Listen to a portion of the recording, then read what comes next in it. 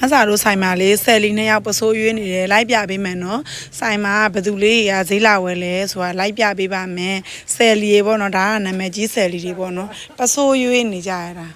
နာမည်ကြီးဆယ်လီနှစ်ယောက်ပါဘာစင်လေးတွေရွေးကြရလဲအမတို့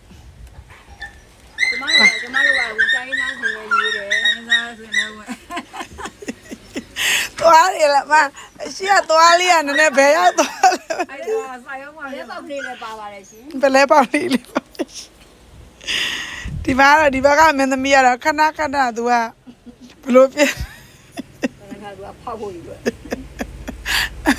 ဒီဘက်ကမင်းသမီးကတော့ခဏခဏကျမ်းမာရေးချူကြတယ်ဘိုင်အခုကထွန်းရက်တွေကိုပြောတာမေရွတ်တာဒီတင်ကောင်းတယ်ဖွားရဘိုင်ကောင်းတယ်လို့မှကြောက်သွားပြီးတော့မှမနေတော့ဘူးဒါဟုတ်ကောင်းလေးဒါညီမနှစ်ယောက်ပါ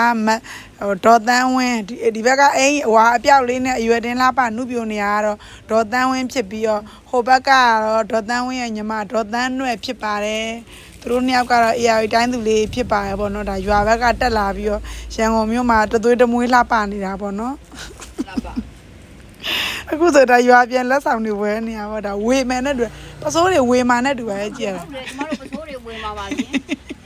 ဟိုရွာအရင်ပဲဒုက္ခပဲဘာတော့ကဲရှာပြောပြန်ပြီရွာဟိုဖုံးကြောင်းမှနေတဲ့ကောင်ပဲ